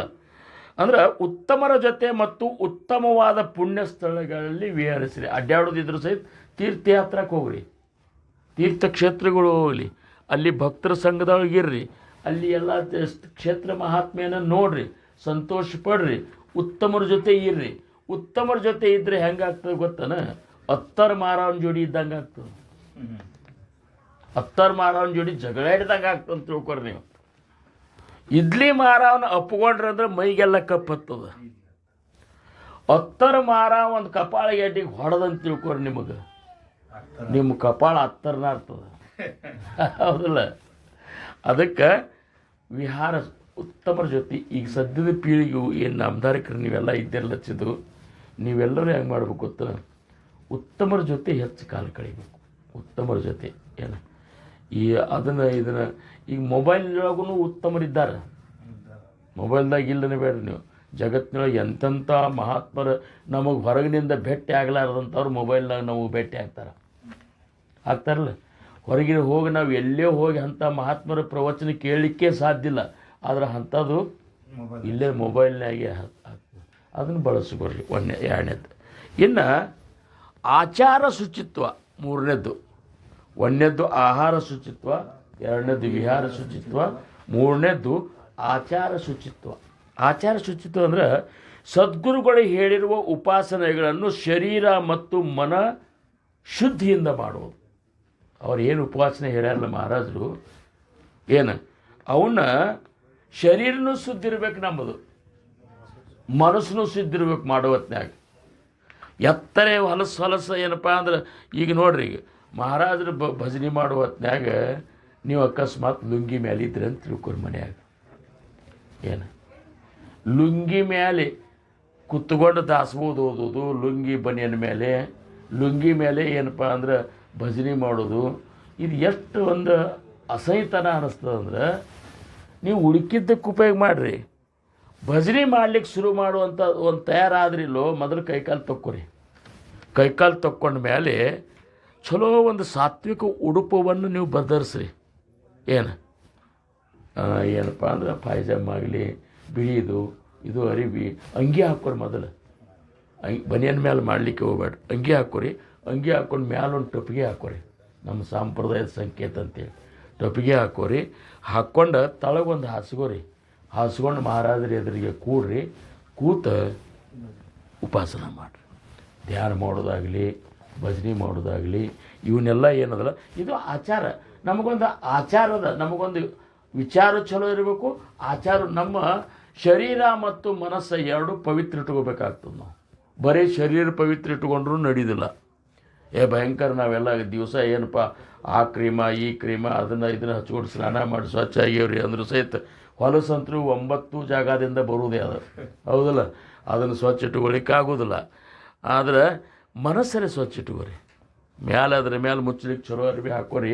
ಆದರೆ ಮನಸ್ಸು ಏನದಲ್ಲ ಅಗ್ರಿ ಪರಿಶುದ್ಧ ಮನಸ್ಸು ಇಟ್ಕೋರಿ. ಮನಸ್ಸಿನ ಯಾರ ಬಗ್ಗೆನೂ ಏನೂ ವಿಚಾರ ಮಾಡಬೇಡ್ರಿ. ಯಾರನ್ನೂ ನೀವು ಕಡಿಮೆನೂ ತಿಳ್ಕೊಬೇಡ್ರಿ, ಏನೂ ತಿಳ್ಕೊಬೇಡ್ರಿ.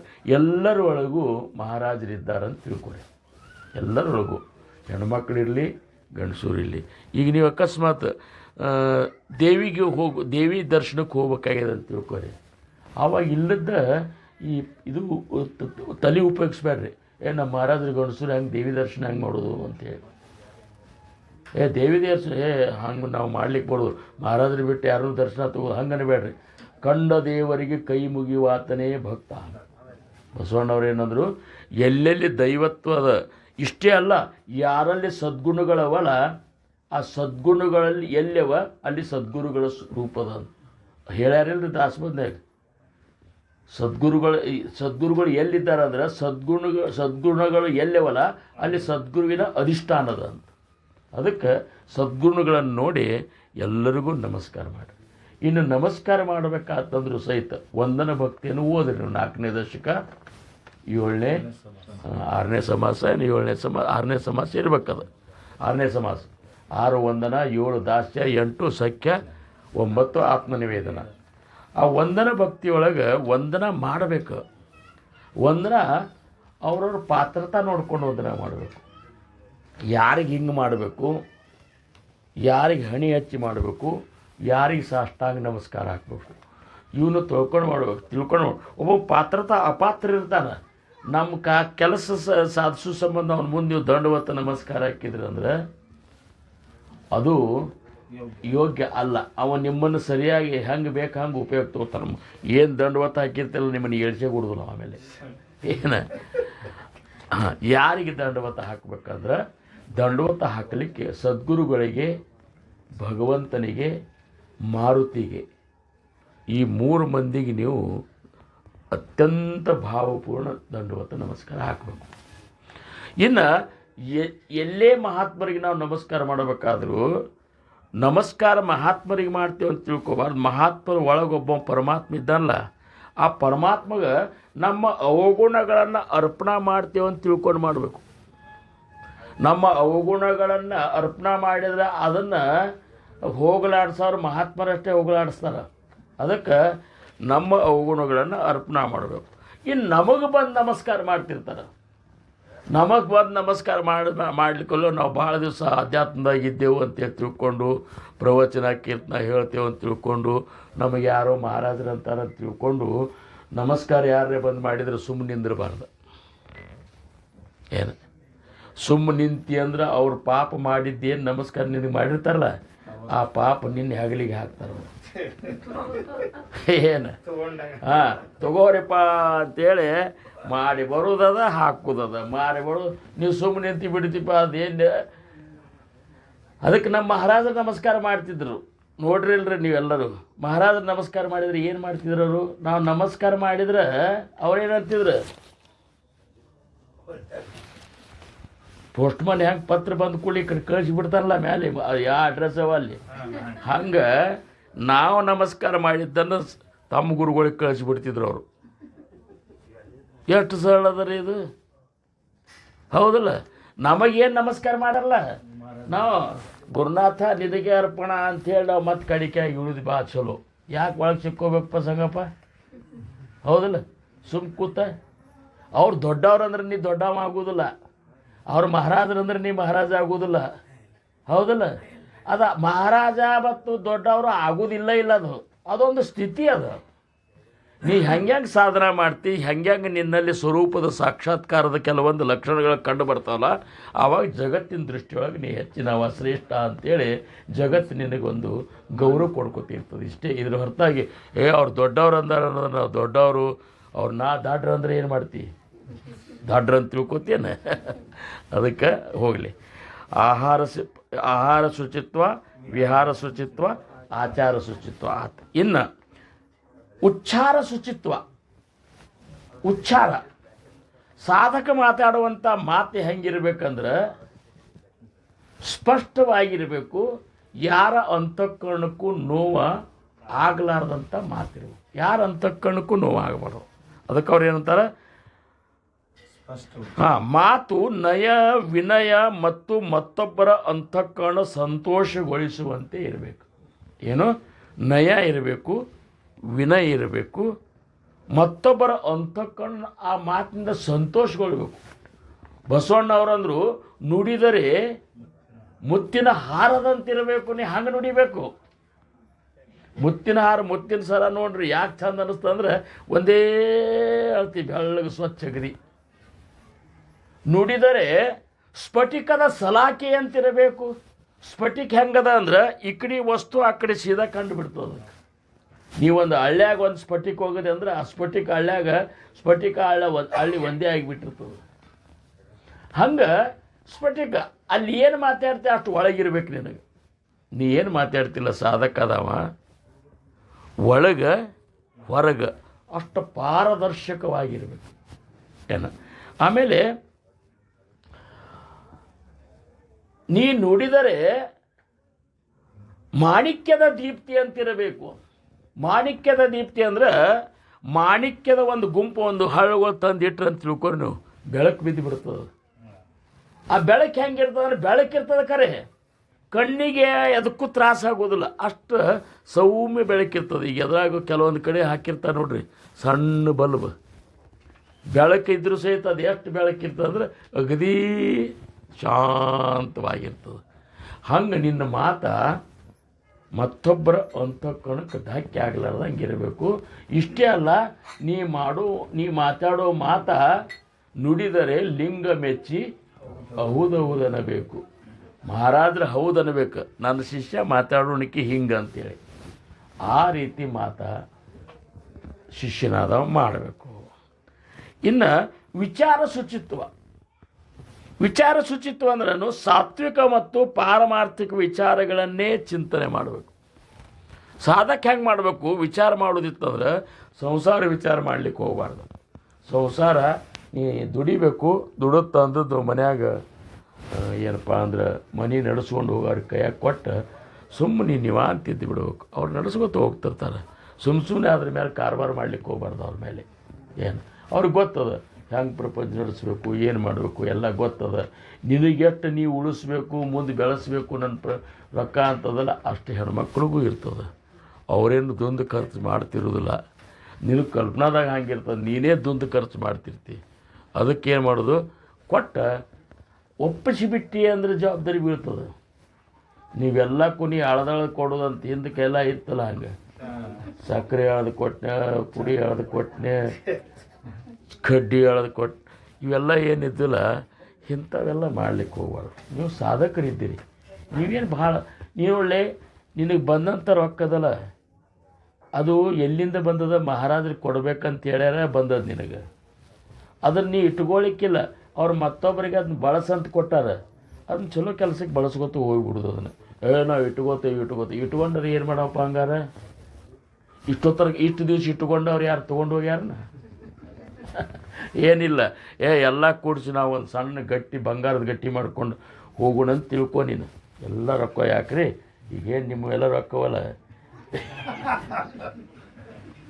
ಒಮ್ಮೆ ಒಬ್ಬ ಶ್ರೀಮಂತನ ಮನೆಗೆ ಒಬ್ಬ ಸನ್ಯಾಸಿ ಬಂದಂತ. ಶ್ರೀಮಂತ, ಸಿಕ್ಕಾಪಟ್ಟೆ ಶ್ರೀಮಂತ, ಖರೆ ಕಂಜೂಸ, ಯಾರಿಗೂ ಏನೂ ಕೊಡೋವಲ್ಲ, ಏನೂ ಮಾಡೋವಲ್ಲ. ಹೇಳ್ತಾರೆ ಮಹಾದೇವ್ರ ಭಕ್ತರಾಕಿ, ಸಂತರಿಗೆ ಅದು ಊಟಕ್ಕೆ ಹಾಕ್ಬೋದು. ಇದು ಆ ಹೆಂಡತಿ ಭಕ್ತಿ ನೋಡಿ ಆಕಿ ಮರಗಾಕಿ ನನ್ನ ಗಂಡ ಹಿಂಗೆ ಯಾಕೆ ಮಾಡ್ತಾನೆ ಅಂಥೇಳಿ. ಆದರೂ ಸಹಿತ ಅಕ್ಕಿ ಒಂದು ಭಕ್ತಿಗೆ ಮೆಚ್ಚಿ ಅಕ್ಕಿ ಗುರುಗಳು ಒಂದು ಬೇರೆ ವೇಷ ಹಾಕ್ಕೊಂಡು, ಸನ್ಯಾಸಿ ವೇಷ ಹಾಕ್ಕೊಂಡು ಮನ್ಯಾಗ ಬಂದರು. ಬರ್ರಿ ಗುರುಗಳು ಅಂತ ಕರೆದ, ಜೇಜ್ ಮೇಲೆ ಕಂಬಳಿ ಹಾಸ್ಕೊಂಡು ಕೂಡಿಸಿದ. ಕೂತದೆಲ್ಲ ಆರಾಮದಲ್ಲಪ್ಪ ಎಲ್ಲ ಕೇಳಿದರು. ಕೇಳಿ ಯಾಕ್ರಿ ಗುರುಗಳು ಏನು ಎಲ್ಲಿ ಹೊಂಟ್ರಿ, ಇಷ್ಟು ವಯಸ್ಸಾಗ್ಯವ, ಸುಮ್ಮನೆ ಯಾಕೆ ಅಡ್ಡಾಡ್ತೀರಿ ಅಂತಂದವ ವ್ಯವಹಾರಿಕವಾಗಿ. ಇಲ್ಲ ಯಾತ್ರಾಕ್ಕೆ ಹೊಂಟನಿ, ಖರೆ ನಿನ್ನಂತಲ್ಲಿ ಯಾಕೆ ಬನ್ನಿ ಅಂದ್ರೆ ಇದೊಂದು ಸೂಜಿ ಅದ, ಇದು ನಮ್ಮ ಗುರುಗಳು ನನಗೆ ಕೊಟ್ಟದ್ದದ, ಏನು ಅದನ್ನು ಅಗದಿ ಜಾಕಲಿ ಇಟ್ಕೊಂಡು ಬಂದನಿ. ನಾ ಇದಕ್ಕೆ ಹೋಗಿ ಬರ್ತೀನಿ, ಏನೈತಿ ಯಾತ್ರಾಕ್ಕೆ ಹೋದ ಎಲ್ಲರ ಕಳ್ಕೋಬಾರ, ಸಣ್ಣ ಸೂಜಿ ಅದ, ನಾ ಬರೋ ತನಕ ಇಟ್ಕೋ ಅಂತ ಕೊಟ್ಟು ಒಳೆ ಇಟ್ಕೋತೀನಿ. ಕೂಡಲೇ ಮತ್ತು ಅವ್ನು ಶಾಣೆ ಇದ್ದಾವ, ವಯಸ್ಸರಿ ಆಗ್ಯಾವ ಇವ್ರಿಗೆ, ಯಾತ್ರಾಕ್ಕೆ ಹೋಗಿ ಭಾಳ ಬರ್ತಾನಿಲ್ಲೋ ಅಂತ ಏನು ಗ್ಯಾರಂಟಿ. ಈ ಸೂಜಿ ಇವ್ರದಾಕೆ ಇಟ್ಕೋಬೇಕು, ಮಂದಿದು ಇಟ್ಕೊಂಡ್ರೆ ನಡೀತದೆ, ಬಡ್ಡಿದ ರೊಕ್ಕ ಇವನು ಹೆಂಗೆ ಇಟ್ಕೋಬೇಕಂತೇಳಿ ಅವೇನಂದ, ಅಕಸ್ಮಾತ್ ನೀವು ಹೋದಾಗ ಅಲ್ಲೇ ಹೋಗಿಬಿಟ್ರೆ ಹೆಂಗೆ ರೀ ಗುರುಗಳು ಅಂತಂದ. ಯಾತ್ರಾಕ್ಕೆ ಹೋದಾಗ ಆ ಕಡೆ ಹೋಗಿಬಿಟ್ರೆ ಹಂಗೆ ಅಂತಂದ. ಅಲ್ಲಿ ಮ್ಯಾಲೆ ಬಂದಾಗ ಕೊಡಕ್ಕಂತೇಳಿ ಅಂತ ಏನು ಕೊಡ್ಲಿಕ್ಕೆ ಬರ್ತದಲ್ರಿ ಅಂತೇಳಿ ಇವನು ಸುಮ್ಮ ಕೂತ್ಬಿಟ್ಟು ಹಾಗೆ ಅವ್ರು ಹೋದರು. ಇವು ಬಂದ ಹೆಂಡ್ತಿಗೆ ಕೊಟ್ಟದ್ದು, ಈ ಸೂಜಿ ಚಂದಾಗೆ ಇಡು ಮತ್ತು ಗುರುಗಳು ಕೊಟ್ಟಾರ, ಅವ್ರು ಯಾತ್ರಕ್ಕೆ ಹೋಗಿ ಬರೋ ತನಕ ಇಟ್ಕೊಂಡು. ಅದಕ್ಕೆ ಮತ್ತು ಅವ್ರಿಗೆ ಇದನ್ನೂ ಕೇಳಿನ ಅಂತಂದು. ಮತ್ತು ಅಕಸ್ಮಾತ್ ನೀವು ಅಲ್ಲೇ ಹೋದ್ರಿ ಅಂದ್ರೆ ಹೆಂಗೆ ರೀ ಅಂದ್ರೆ ಮ್ಯಾಲೆ ಬಂದರೆ ಕೊಡಕ್ಕಂತೇಳಿ, ಮ್ಯಾಲೆ ಬಂದಾಗ ಕೊಡಕ್ಕಂತಂದಾರ. ಏನು ತಲೆ ನಿಮ್ಗೆ ಕೆಟ್ಟದಾರ, ಅದು ಈ ಸೂಜಿ ಒಯ್ಲಿಕ್ಕೆ ಆಗ್ತದೆ ನಿಮಗೆ ಅಂತಂದ. ನೀವು ಹೋಗುವತ್ನಾಗ ಈ ಸೂಜಿ ಒಯ್ಲಿಕ್ಕೆ ಆಗ್ತದನು, ಮತ್ತು ಅಲ್ಲಿ ಹೆಂಗೆ ಒಯ್ದು ಕೊಡೋರು ನೀವು ಅಂತಂದು. ಹೌದಲ್ಲ ಅನ್ನೋ, ಒಯ್ಲಿಕ್ಕೆ ಹೆಂಗೆ ಆಗ್ತದೆ ಇದನ್ನು, ನಾವು ಹೋದ್ಮೇಲೆ ಈ ಸೂಜಿ ಹೆಂಗೆ ಒಯ್ಲಿಕ್ಕೆ ಆಗ್ತದೆ ಅಂತೇಳಿ ಆ ಕ್ಷಣದೊಳಗೆ ಜ್ಞಾನೋದಯ ಆಗಿಬಿಡ್ತದೆ. ಹಂಗಾರೆ ಇಷ್ಟೆಲ್ಲ ಗಳಿಸಿದ್ದನ್ನು ಒಯ್ಲಿಕ್ಕೆ ಆಗೋದಿಲ್ಲ ಅಂದರೆ ಗಳಿಸಿ ಏನು ಮಾಡೋದು ನಾವು? ಸರಸರ ದಾನ ಮಾಡಿಬಿಟ್ಟ, ದಾನ ಮಾಡಿ ಭಗವಂತನ ಭಕ್ತಿ ಮಾಡಿ ಉದ್ಧಾರ ಆದದ್ದು. ಏನು ಅದಕ್ಕೆ ವಿಚಾರ ಶುಚಿತ್ವ, ವಿಕಾರ ಶುಚಿತ್ವ ಅಂತ. ಎಷ್ಟನೇದಿದು? 6ನೇದು. ವಿಕಾರ ಶುಚಿತ್ವ ಅಂದ್ರೆ ಮನಸ್ಸನ್ನು ಭಗವಂತನ ಚಿಂತೆಗೆ ಸದಾಕಾಲವು ತೊಡಗಿಸುವುದು. ವಿಕಾರ ನಿರ್ವಿಕಾರ ಸ್ಥಿತಿ ಸದ್ಗುರುವಿಂದ ಇರ್ತದೆ. ಅವ್ರಂತಲ್ಲಿ ವಿಕಾರ ಇರೋದಿಲ್ಲ. ಅವ್ರಿಗೆ ನಮಗೆ ವಿಕಾರ ಬರ್ತಾವೆ, ಇಲ್ಲಿ ಕೂತ್ರೆ ವಿಕಾರ ಬರ್ತಾವೆ. ಈಗ ನಮಗೆ ಕೆಲವೊಬ್ಬರಿಗೆ ಒಂದೊಂದು ರೀತಿ ವಿಕಾರ ಬಂದಾವೆ. ಇವೇನು ತನ್ನ ಕೈಯಾಗ ಸಿಕ್ಕದು ಬಿಡುದಿಲ್ಲ ಅಂತೇಳಿ ಕೆಲವೊಬ್ಬರಿಗೆ ವಿಕಾರ ಬಂದದ. ಕೆಲವೊಬ್ಬರಿಗೆ ಹಂಗೆ ಇಷ್ಟ್ಯಾಕೆ ಹೇಳಬೇಕು, ನಮಗೇನು ಗೊತ್ತಿಲ್ಲ ಅಂತೇಳಿ ಮತ್ತೊಬ್ಬರಿಗೆ ಬಂದದ. ಅವರಂದರು ಅಲ್ಲೇ ಅಂಥ ಕೆಲಸ ಬಿಟ್ಟು ಇಲ್ಲಿ ಕೂತೇವು, ಮತ್ತು ಅಲ್ಲೇ ಹೋಗಿದ್ರೆ ಅವ್ರಿಗೇನೆ ಚಲೋ ಅನಿಸ್ಕೊತಿದ್ದೆವು ಅಂತೇಳಿ ಮತ್ತೊಬ್ಬರಿಗೆ ವಿಕಾರ ಬಂದದ. ವಿಕಾರಗಳು ನಾನಾ ರೀತಿ ವಿಕಾರಗಳು ಉತ್ಪನ್ನ ಆಗ್ತಾವೆ. ಕೆಲವೊಬ್ರು ಇಷ್ಟೊತ್ತಿಗೆ ಟಿ ವಿ ಸೀರಿಯಲ್ ನೋಡ್ತಿದ್ದೆವು, ಅಥವಾ ಇಷ್ಟೊತ್ತಿಗೆ ಮಲ್ಕೋತಿದ್ದೆವು. ಹಿಂಗೆ ಇವತ್ತು ನಾನು ಪಿಜ್ಜಾ ತರಿಸ್ಬೇಕಂತ ಮಾಡಿದ್ನೆ, ಅದು ಉಳ್ಕೊಂಡು ವಿಕಾರ, ಅವೆಲ್ಲ ಮನಸ್ಸಿನ ವಿಕಾರಗಳು, ಹೌದಲ್ಲ? ಇವೆಲ್ಲ ಏನಾಗಬೇಕಂದ್ರೆ ಇಲ್ಲರ ಇರು, ಮನ್ಯಾಗರ ಇರು, ಎಲ್ಲರ ಇರು, ವಿಚಾರ ಮಾಡಿದರೆ ಸಾಧಕ ಚಿಂತನೆ ಮಾಡ್ತಿದ್ರೆ ಪರಮಾರ್ಥದ ಬಗ್ಗೆ, ಮಹಾರಾಜರ ಬಗ್ಗೆ, ಮಹಾರಾಜರ ತತ್ವಗಳ ಬಗ್ಗೆ ಚಿಂತನೆ ಮಾಡಬೇಕು. ಇರ್ಲಿಕ್ಕಂದ್ರೆ ಸುಮ್ಮ ಮೌನದಿಂದ ಧ್ಯಾನ ಮಾಡ್ಕೊತ ಕೂಡಬೇಕು. ಯಾವ ಮನಸ್ಸಿನ ವಿಕಾರಗಳು ಅವನಂತಲ್ಲಿ ಬಂದಿರಬಾರ್ದು. ಇನ್ನು ಸಾವಧಾನತೆ 7ನೇದು. ಯಾವಾಗಲೂ ಎಚ್ಚರ ಇರಬೇಕು. ಎಚ್ಚರ ಇರ್ಬೇಕಂದ್ರೆ ನಿದ್ದೆ ಬಿಟ್ಟೆಲ್ಲ ಮಜ ನಿರಂತರ ಜಾಗವಿತಿ ಅಂತೇಳಿ ಕಾಯಸಂಗುಮಿ ಅದು. ಯಾವಾಗಲೂ ಎಚ್ಚರ ಮಾಡ್ತಿರ್ತಾರೆ ನಮ್ಮ ಸಂತರು ಅಂತೇಳಿ ಅವ್ರು ಬೇಡ್ಕೋತಾರಲ್ಲ. ಎಚ್ಚರ ಅಂದ್ರೆ ಪ್ರತಿ ಕ್ಷಣವೂ ವಿವೇಕದಿಂದ ವರ್ತಿಸುವುದು. ಎಲ್ಲ ಸಮಯದೊಳಗೂ ಎಚ್ಚರದಿಂದ ಹಿರಿಯರು, ಕಿರಿಯರು, ಸಾಧಕರು, ಜ್ಞಾನಿಗಳು, ತಿಳಿದವರು ಏನು ಅವ್ರ ಜೋಡಿ ಹೆಂಗೆ ವರ್ತನೆ ಮಾಡಬೇಕನ್ನುವಂಥದ್ದು ಸ್ವಲ್ಪ ಲಕ್ಷಣ ಇರಬೇಕು. ಇದು ಇರಬೇಕು. ಅಕಸ್ಮಾತ್ ನೀವು ಮಹಾತ್ಮರನ್ನು, ಸಾಧಕರನ್ನು, ಹಿರಿಯರನ್ನು ಅವ್ರ ಅಂತಃಕರಣಕ್ಕೆ ನೋವು ಮಾಡಿದ್ರಿ ಅಂದ್ರೆ ಅದು ಹೋಗಿ ಮಹಾರಾಜರಿಗೆ ಹೋಗಿ ಮುಟ್ತದೆ. ಮಹಾರಾಜರು ಏನಂತಾರೆ, ನನ್ನ ಅಂತಃಕರಣಕ್ಕೆ ನೋವು ಮಾಡಿರಿ, ಯಾಕೆ ನನಗೆ ಅಂತಃಕರಣ ಇಲ್ಲ, ಏನೂ ಇಲ್ಲ, ನೀವು ತಿಳ್ಕೊಂಡಿರಿ ನಾ ಮನುಷ್ಯ ಅಂಥೇಳಿ. ನನಗೆ ನೀವು ನೋವು ಮಾಡಿ ನಡೀತದೆ, ಆದರೆ ನನ್ನ ಶಿಷ್ಯರಿಗೆ ನೀವು ಅಕಸ್ಮಾತ್ ನೋವು ಮಾಡಿದ್ರಿ ಅಂದ್ರೆ ನಿಮ್ಮನ್ನು ಯಾವ ಕಾಲಕ್ಕೂ ಬಿಡುವುದಿಲ್ಲ ಅಂತಾರೆ. ಯಾವ ಕಾಲಕ್ಕೂ ಬಿಡೋಲ್ಲ. ದುರ್ಯೋಧನ ಸಂಧಾನ ಮಾಡಲಿಕ್ಕೆ ಕೃಷ್ಣ ಪರಮಾತ್ಮ ದುರ್ಯೋಧನ ಆಸ್ಥಾನಕ್ಕೆ ಹೋದ್ರೆ ದುರ್ಯೋಧನ ಬರಮಾಡಿಕೊಂಡ ಶಿಸ್ತು ಮೃಷ್ಟಾನ್ನ ಭೋಜನ ಮಾಡಿಸಿದ್ದಂತ ಕೃಷ್ಣಗೆ, ಕೃಷ್ಣ ಇವತ್ತು ಊಟ ನಿಂದು ಪ್ರಸಾದ್ ನಿಂದು ನಮ್ಮ ಮನೆಯೊಳಗೆ ನಮ್ಮ ರಾಜವಾಡ್ಯಾಗ ಅಂದಂತ ಆಗ್ಬೇಕಂತೇಳಿ ಬೇಡ್ಕೊಂಡಂತ ಕೈ ಮುಗಿದ. ಅವನಂತ ನಿನ್ನ ಮನ್ಯಾಗ ಊಟ ನಾವು, ನಿನ್ನ ಮನ್ಯಾಗ ಊಟ ಅಲ್ಲ, ನೀರು ಸಹಿತ ಕುಡಿದಿಲ್ಲ ನಾವು. ಯಾಕಂದ್ರೆ ನನ್ನ ಭಕ್ತರಾದಂತಹ ನನ್ನ ಪಂಚ ಪಾಂಡವರಿಗೆ ನೀ ಯಾವಾಗಲೂ ತೊಂದರೆ ಕೊಟ್ಕೋತ ಇದ್ದಿ. ನೀನು ನನ್ನ ಭಕ್ತರಿಗೆ ತೊಂದರೆ ಕೊಟ್ಟವ್ರ ಮನ್ಯಾಗ ಊಟ ಅಲ್ಲ, ನೀರು ಸಹಿತ ಕುಡಿದಿಲ್ಲ. ನಾ ಈ ಸದ್ದು ವಿದುರನ ಮನೆಗೆ ಹೋಗಿ ಅಂಬಲಿ ಕೊಡೋದು ಬರ್ತದೆ ಅಂತೇಳಿ ವಿದುರನ ಮನೆಗೆ ಹೋದಂತ ಕೃಷ್ಣ. ಮತ್ತು ಅಷ್ಟೇ ಅಲ್ಲೆಲ್ಲ, ನನ್ನ ಭಕ್ತರಿಗೆ ತೊಂದರೆ ಕೊಟ್ಟವ್ರನ್ನ ಸರ್ವನಾಶ ಮಾಡಲಾರ್ದ ಬಿಡುದಿಲ್ಲ ಅಂತದಿದ್ದ, ಸರ್ವನಾಶ ಮಾಡಿಬಿಟ್ಟ ಕುರುಕ್ಷೇತ್ರ ಯುದ್ಧದಾಗ. ಹೌದಲ್ಲ? ಇನ್ನು ವಿಕಾರ ಸಾವಧಾನ ಆಯ್ತಾ. ಇನ್ನು ಸಂತೋಷದಿಂದ ಇರೋದು ಕಲೀರಿ ಅಂತ. ಒಂದು ಸ್ವಲ್ಪ ನಗು ಮೂತಿ ಮಾಡಿರಿ ಅಂತಾರೆ. ಫೋಟೋ ತಗೋತ್ನಾಗ ಅವ್ರು ಹೇಳಿದ ಕೂಡಲೇ ಒಂದು ಸಣ್ಣಾಗಿದೆ ಹೇ ಅಂತಂದ್ರೆ ಅಲ್ಲ, ಮೂವತ್ತು ಹೇಗಿರ್ಬೇಕಂದ್ರೆ ನಕ್ಕೋತ ಇರ್ಬೇಕು. ಈಗ ನೋಡ್ರಿ, ನೀವು ಸುಮ್ಮನೆ ನೀವು ನಕ್ಕೋತಿದ್ರಿ ಅಂದ್ರೆ ನೀವು ಸಾದಾ ಫೋಟೋ ತೆಗೋದ್ರೆ ಸಹ ಚಂದ ಬರ್ತಾವೆ. ಅವು ಫೋಟೋಗ್ರಾಫರ್ ನಗು ಅಂದ್ರೆ ಅಂತ ತಿಳ್ಕೊರಿ ನೀವು. ಅದು ಎಷ್ಟು ಕೆಟ್ಟ ಬರ್ತದಲ್ಲ ಅದು, ಅದಕ್ಕಿಂತ ಕೆಟ್ಟ ಮೋತಿ ಇಟ್ಕೊಂಡು ಕೂಡೋದು ಚಲೋ. ಒಂದು ಸ್ವಲ್ಪ ಏನು ಹೇಳೋದಿಲ್ಲ. ಅದಕ್ಕೆ ನಕ್ಕೋತ ಇರ್ರಿ, ಸಂತೋಷ ಇದ್ದದ್ದರಲ್ಲಿ ತೃಪ್ತಿಯಿಂದ ಎಲ್ಲರ ಜೊತೆಗೆ ಆನಂದದಿಂದ ಮತ್ತು ಸಮಾಧಾನದಿಂದ ಇರೋದು. ಇದ್ದದ್ರಾಗ ತೃಪ್ತಿ. ನಿನಗೆ ಹೆಚ್ಚಿರ್ಬೋದು, ನನಗೆ ಕಡಿಮೆ ಇರ್ಬೋದು. ನನ್ನ ಪ್ರಾರಬ್ಧಾನುಸಾರ ನನಗೆ ಕಡಿಮೆ ಅದ, ನಿನ್ನ ಪ್ರಾರಬ್ಧಾನುಸಾರ ನಿನಗೆ ಹೆಚ್ಚದ. ಅದನ್ನು ನೀನು ತಂದಿಲ್ಲ, ನಾನು ತಂದಿಲ್ಲ. ಇವತ್ತು ಕೋಟ್ಯಾಧಿಪತಿ ಆಗ್ಯಾರ, ಸಿಕ್ಕಾಪಟ್ಟೆ ದಿವ್ಸಕ್ಕೆ ಲಕ್ಷಾನುಗಟ್ಟಲೆ ಅವಾಗ ಪ್ರಾಪ್ತಿ ಅದ ಅಂತಂದ್ರು ಸಹಿತ ಅದು ಹಿಂದಿಂದ ಅದ, ಅದ್ರ ಬರ್ಲಿಕ್ಕತ್ತದ ಇಷ್ಟೇ. ನೀ ಏನು ಮಾಡ್ಲಿಕ್ಕೆ ಆಗೋದಿಲ್ಲ. ಏನು ನಿನ್ನ ಕಡೆ ಏನದಪ್ಪ ಹೇಳು? ಬಿತ್ತಿದ ಬೆಳೆ ಇಷ್ಟ ಬರಬೇಕಂದ್ರೆ ಬರ್ತದನದು, ಅವ್ನು ಕೊಟ್ಟರೆ ಬರ್ತದೆ. ಹೌದಲ್ಲ? ಹಾಂ, ಮತ್ತು ಅದು ಈಗ ನಮ್ಮ ಕೈಯಾಗಿಲ್ಲ. ಅದು ಸುಮ್ಮನೆ ನಾ ಶ್ರೀಮಂತ ಆದೆ ಅಂತ. ನೀ ಹೆಂಗೆ ಶ್ರೀಮಂತ ಆಗ್ತಿ? ನಿನ್ನ ಹೃದಯದಿಂದ ಶ್ರೀಮಂತ ಆಗ, ಸಮರ್ಥರಿಗೆ ಸಂತೋಷದ. ರೊಕ್ಕದಿಂದ ಏನು ಶ್ರೀಮಂತ ನೀನು? ಹೌದಲ್ಲ? ಅವ ಎಲ್ಲ ಅಖಿಲಾಂಡ ಕೋಟಿ ಬ್ರಹ್ಮಾಂಡದ ಕುಬೇರನ ಅವನ ಕೈಯಾಗ ಸೇವೆ ಮಾಡಲಿಕ್ಕಿದ್ದಾನೆ, ಭಗವಂತನ ಕೈಯಾಗ, ನನ್ನ ಗುರುವಿನ ಕೈಯಾಗ. ಮತ್ತು ಕುಬೇರಿಗೆ ಆಜ್ಞೆ ಮಾಡಿದಂದ್ರೆ ನಿನ್ನ ಮನೆ ತುಂಬಿ ನೀ ಕೊಡಲಿಕ್ಕೆ ಏನಂತಾರೆ, ಭಗವಾನ್ ದಿಯಾ ತೋ छप्पर फाड़ के देता है,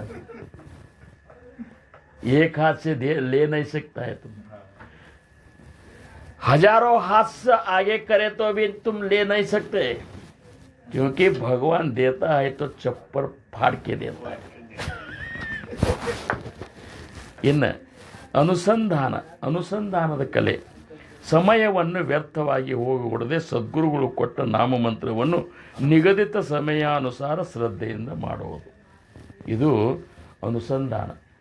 ಒಂದು ಟೈಮ್ ಹಾಕೋರಿ, ಉಪದೇಶ ಕೊಟ್ಟರು ಸಾಧಕರು ದಿವಸ ಈ ಟೈಮ್ದಾಗ, ಆ ಟೈಮ್ದಾಗ ಏನೂ ಸಂಬಂಧ, ಯಾರೂ ನಿಮಗೆ ತೊಂದರೆ ಕೊಟ್ಟಿರಬಾರ್ದು, ಯಾವ ಸೀರಿಯಲ್ಲೂ ಇರಬಾರ್ದು.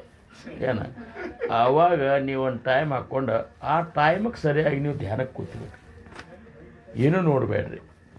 ಹಿಂಗೆ ಮಾಡ್ಕೊತ ಹೋದ್ರಿ ಅಂದ್ರೆ ಅದು ಅನುಸಂಧಾನ ಅನ್ಸ್ಕೊತದೆ. ಇವತ್ತು ಮುಂಜಾನೆ 7-8ಕ್ಕೆ ಮಹಾರಾಜರನ್ನ ಎಬ್ಸೋದು, ಜಳಕ 10-11ಕ್ಕೆ ಮಾಡಿಸೋದು, ಮುಂಜಾನೆ ಭಜನೆ ಮಾಡೋದು. ಮಧ್ಯಾಹ್ನಕ್ಕಂತರೂ ಏನದು ಒಮ್ಮೆ 3ಕ್ಕೆ ಮಧ್ಯಾಹ್ನ ಭಜನೆ ಮಾಡಿ ಅವಸರ ಇರ್ತದಲ್ಲ, 3ಕ್ಕೆ ಅವ್ರು ಸ್ವಲ್ಪ ವಿಶ್ರಾಂತಿ ತೊಗೋಬೇಕಂತಿರ್ತಾರೆ, ನೀವು ಭಜನೆ ಮಾಡಿ ಎಬ್ಸೋದು. ರಾತ್ರಿ ಅಂತರೂ ಯಾವಾಗ ಬೇಕಾದಾಗ ಅವ್ರನ್ನ ಮಲಗಿಸೋದು.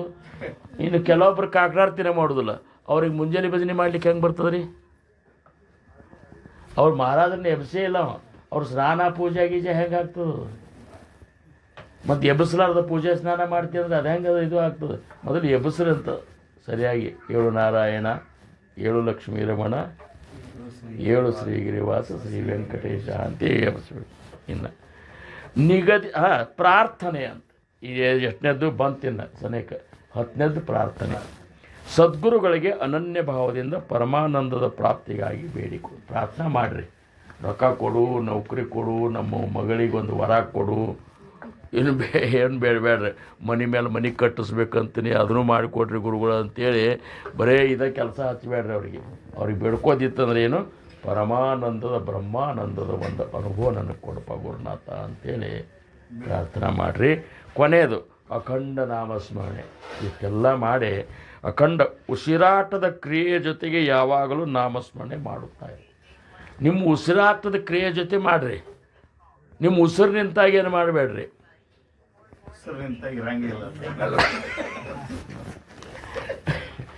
ಉಸಿರು ಜೊತೆ ಮಾಡಿರಿ.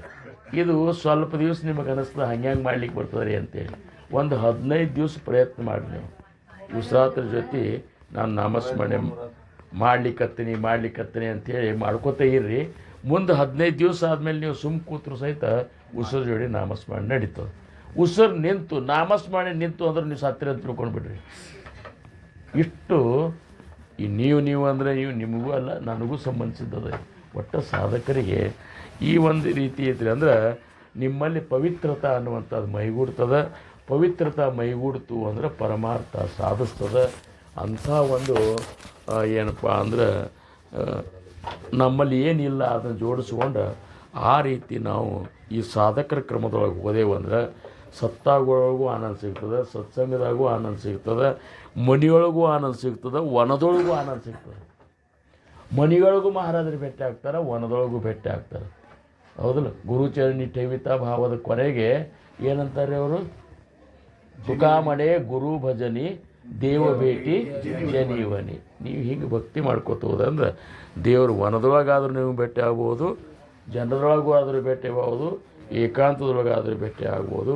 ಅಂಥ ಮಹಾರಾಜರ ದರ್ಶನ ತಗೋವಂಥ ಒಂದು ಪಾತ್ರತೆ ನಾವು ಪಡ್ಕೊಂಡೇವಂದ್ರೆ ಈ 50ನೇ ವರ್ಷದ ಏನು ಒಂದು ಜನ್ಮೋತ್ಸವ ಮಾಡ್ಬೇಕಂತೇಳಿ ಏನು ಇಷ್ಟೊಂದು ವೈಭವದ ಒಂದು ಉದ್ದೇಶ ಇಟ್ಟವಲ್ಲ, ಆ ವೈಭವಕ್ಕೆ ಏನಾದರೂ ಒಂದು ಸಾರ್ಥಕತೆ, ಒಂದು ಮಹತ್ವ ಅದಕ್ಕೆ ಹೌದಪ್ಪ ಅಂತ ಮಹಾರಾಜರು ಅನ್ಬೇಕಾಗಿತ್ತು ಅಂದರೆ ಈ ರೀತಿ ಇರಬೇಕು.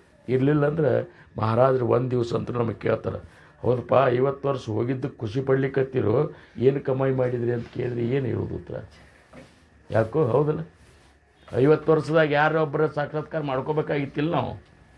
ಯಾಕ್ರಿ? 1919ರಾಗ ನಮ್ಮ ಮಹಾರಾಜರು ಉಪದೇಶ ತೊಗೊಂಡಾರ, 1940ರಾಗ ಸಾಕ್ಷಾತ್ಕಾರ ಮಾಡ್ಕೊಂಡಾರ ಸಂಸಾರದಾಗಿದ್ದು. ಮತ್ತು ನಾವೇನು ಮಾಡಿದೆವು? ಇನ್ನೂ ನಮ್ಮ ಕೆಟ್ಟ ಮೂತಿನೇ ಹೋಗಲ್ತ. ಹೌದಲ್ಲ? ಅದಕ್ಕೆ 50ನೇ ವರ್ಷದ ಒಂದು ವೈಭವ ಸಮರ್ಥರಿಗೆ ಆನಂದ ಆಗ್ಬೇಕಾಗಿತ್ತಂದ್ರೆ ಜಾಲೇತೆ ಜಾಲೆ ಆಗಿದ್ದು ಆಗಿ ಹೋಗ್ಯದ, ಜಾಲೇತೆ ಹೂವು ನಗೇಲಿ ಅದು ಆಗಿ ಹೋಗ್ಯದ. ಇನ್ನು ಮೇಲೆ ಇಷ್ಟೋ ತನಕ ಏನು ಈ ಒಂದು ಪರಮಾರ್ಥಕ್ಕೊಂದು ಪವಿತ್ರವಾದಂಥ ಸಾಧಕ ಒಂದು ಧರ್ಮ ಏನದಲ್ಲ ಅದನ್ನು ನೀವು ನಿಭಾಯಿಸೋಣ, ಸಮರ್ಥರ ಕೃಪೆಗೆ ಪಾತ್ರ ಆಗೋಣ ಅಂತ ಹೇಳ್ಕೊತ ಇವತ್ತಿನ ಒಂದು ಈ ಸೇವೆಗೆ ನಾನು ವಿರಾಮ ಕೊಡ್ತೀನಿ. सद्गुरुनाथ महाराज की जय. श्री गुरुदेव. आकल्पाई श्वावे तयाकुळा माझ्या सगळा हरीच्या दासा, कल्पनेचे बाधा न हो कोण काळी, ही संत मंडळी सुखी असो, अहंकाराच्या वारा न लागो रासा, माझा विष्णुदासा भाविकासी नामा म्हणेतया असावे कल्याण, जामुखी निदान पांडुरंग पुंडली कवरदार विठ्ठल.